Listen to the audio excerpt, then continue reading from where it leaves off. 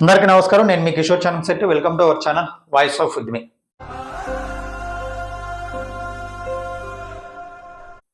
Ideal human being అని నేను ఎప్పుడు చిరంజీవి గారి గురించి ఆలోచిస్తూ ఉంటాను. అయితే దానికి ఎగ్జాక్ట్ ఆపోజిట్గా మనుషుల్లో నీచమైన మనుషులు, అధమ స్థాయి మనుషులు అని ఎవరినైనా తిట్టాలనిపిస్తే నేను ఇప్పుడు ప్లే చేయబోయే వీడియోలో మాట్లాడే వెధవని, అలాగే ఆ వీడియో షూట్ చేసిన వారిని సోషల్ మీడియాలో విస్తృతంగా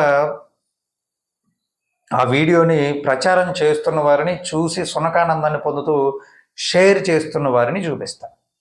ఒకసారి వీడియో చూడండి. చూసిన తర్వాత మీకు కూడా అదే అభిప్రాయం కలుగుతుంది. అసలు ఒకప్పుడు చంద్రబాబు నాయుడు ఏం చేస్తా మరి ఆ రాజకీయంలో దేనికి పనికొస్తాడు? ఆడి మీద ఒక విధంగా చిరంజీవి గారు పెట్టారు. ఈడెందుకే కుక్క రేపు చంపేస్తా మాలు చంపేస్తాడు. వాళ్ళు ఏ చేస్తా అదే అన్నాడు. ఇవాళ కుడుతున్నాడు. దానికి ఆ రాజకీయం తెలుగుతున్నాడు. ఆ నీటి జగన్ గారి స్థాయి గురించి మాట్లాడతాకి ఒక గారు ఈ ఆంధ్రప్రదేశ్ లో ఎవరు మాట్లాడు.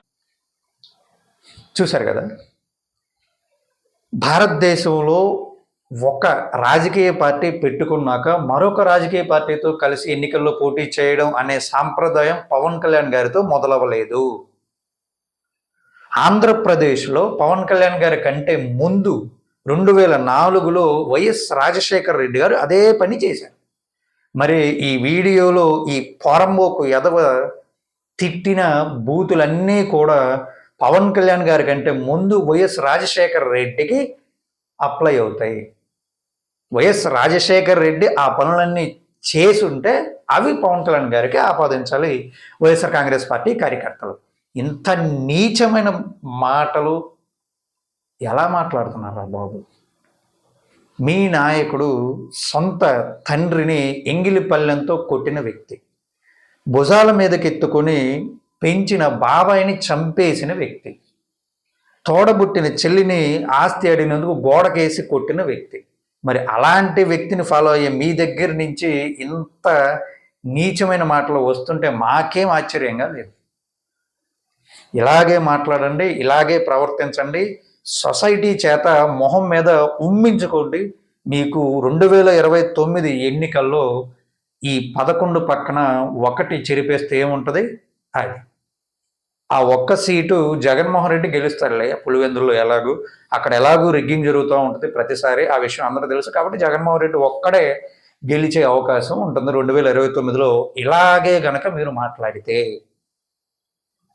ఇక YSR Congress party social media handle చేసే నాయకులకు కూడా చెప్తారు, మీరు ఎందుకు ఇలాంటి వీడియోలు ప్రమోట్ చేస్తున్నారు? ఏముంది ఇందులో?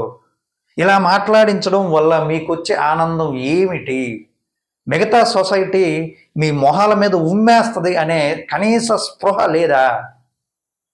ఇదే విధంగా గనక తెలుగుదేశం పార్టీ కార్యకర్తలు, జనసేన పార్టీ కార్యకర్తలు కూడా మాట్లాడితే ఈ సొసైటీ పరిస్థితి ఏమిటి? అందుకే మేము ఎప్పుడూ చెప్పేది, రాజకీయాల్లో కొనసాగే వ్యక్తులకి ఖచ్చితంగా దేశభక్తి ఉండాలి. జెండా ఎగరవేసి జనగణమన పాడడం అనేది కనీస అర్హత రాజకీయ నాయకుడికి. ఆ అర్హత లేని వ్యక్తి మీ పార్టీకి అధ్యక్షుడిగా ఉన్నాడు. కాబట్టి మీ నుంచి ఇలాంటి భాష, ఇలాంటి వీడియోలు నిరంతరం వస్తూనే ఉంటాయి అనేది నా అభిప్రాయం. మరి వీడియో చూసిన తర్వాత మీ అభిప్రాయం ఏంటి అనేది కామెంట్ రూపంలో తెలియజేయండి. మన ఛానల్ని సబ్స్క్రైబ్ చేసుకోండి, ఫేస్బుక్లో ఫాలో చేయండి. Thanks for watching the video. జై హింద్, జై జనసేన.